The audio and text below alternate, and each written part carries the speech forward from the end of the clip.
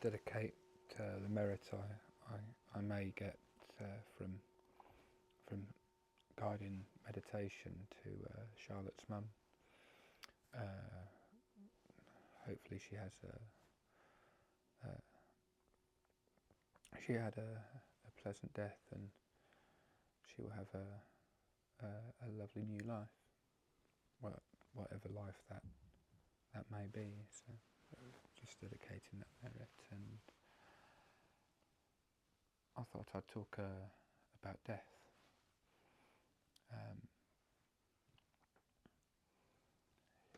When we're practicing and reading and stuff, we're reading about a lack of, we're trying to become less attached to things and suffer less, and there's probably no greater attachment that we have than to our parents. That's certainly true for the vast majority of people. They're more attached to their parents than anyone else. And with that, when their parents inevitably die, there is inevitably suffering, and we can often feel that we shouldn't allow ourselves that suffering and allow ourselves to that grief, and like it's wrong to be upset if someone follows the Christian faith and their parents do as well, and they honestly believe that that loved one is going to be, I don't know if reborn or transferred is the more appropriate term, but whoever they are goes to heaven. It's even the blissful nature of heaven cannot console people whose parents have died, and that's okay, because losing a parent is sad, and it's okay to be sad because it is sad. And meditation isn't there to turn us into unemotional vegetables that never feel happiness or sad.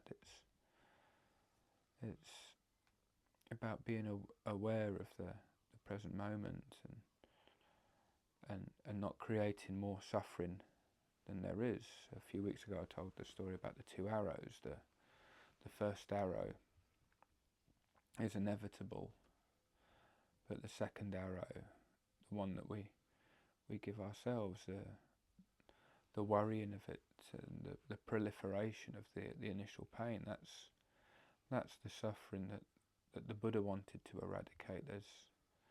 It's not possible to go through life without pain and suffering, but it's possible to go through life without our own mind adding to it.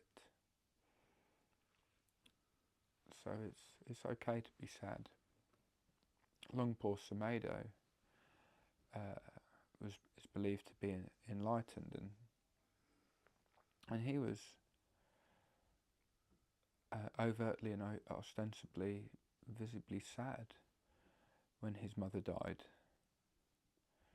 And many people questioned, is he truly enlightened if he cries at his mother's death? And it shows there's an idealistic quality to enlightenment, and it's I know Luangpo Sumedho does not sit in ecstatic bliss constantly. He lives with pain in his body.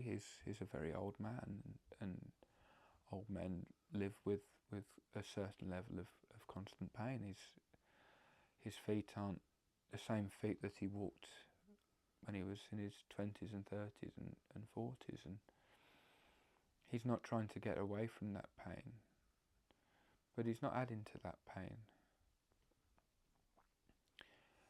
And he didn't add to the pain of his mother dying, but he recognised the sadness of that situation, and it's okay to grieve, I just wanted to mention that. Also, I mentioned the merit in Thai forest Buddhism, in Thai Buddhism, in Thai culture.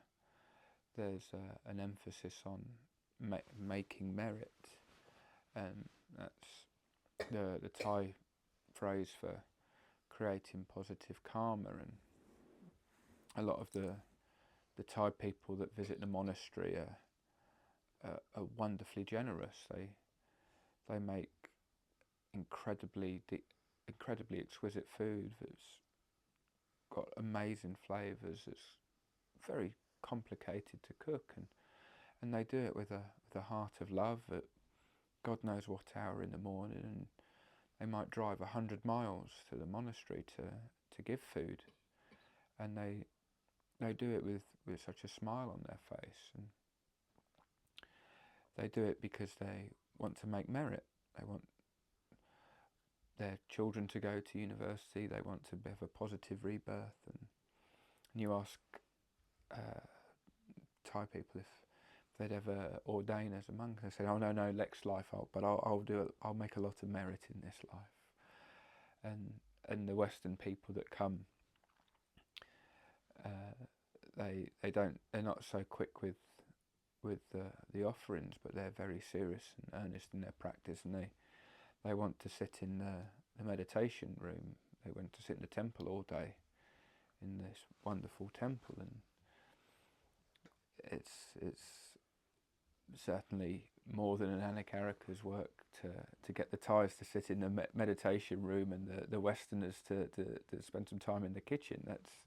That's not what happens, and the Thais don't get these grumpy, serious Westerners that are meditating so much and they're not happy, and the Westerners don't understand the Thais. They go all the way to the monastery and they don't want to sit down in the temple, and there's it took me as a Westerner a long time to really see the benefit of making merit. I thought of it as superstition and everything the Buddha was against, but then you look at the results, and the idea of giving merit. Often these retreaters, they say, "I can't give the merit I can't offer the merit of this meditation to other people. I need it for myself. I need my own salvation. I need my own enlightenment." And then you're like, that's the point. Who is it trying to achieve this? Who is it trying to get enlightened? Why is it so serious? I thought that you were trying to become less you, and yet here you are hoarding the karma. Who is it that's hoarding the karma? Is it the person trying to let go of the ego? And then not everyone gets it. I was certainly lucky enough to realise how stupid I was, how daft I was. This reluctance to give merit and dedication to other people. I was the worst. So I can comment on the daftness of reluctance to give away merit, because I was the worst. I was the most serious meditator, and then goodness knows what happened. It just wasn't there anymore, and I preferred hanging out in the kitchen with the Thai people, and almost half the time, and for me that's when my practice really developed, when I really started to enjoy my meditation, and then when I was enjoying my meditation, I was enjoying the cooking, and for the fun of cooking, and then it clicked, and all this talk about, and I think Christians say it best with their word grace. If you can live with grace, then you're getting it, then you're smoking the good stuff, then you know what you're doing. So yeah, and I'm just wishing one of our regular members, I don't know if it's the right Christian term, or if it's a Christian term at all, but God's grace, Allah willing, whatever, good karma, whatever it is. But if she can navigate this with, I'm sure she will navigate this with grace. But I'm wishing her well and dedicating the meditation and this talk to her and her mother. So, Anamodana Sadhu.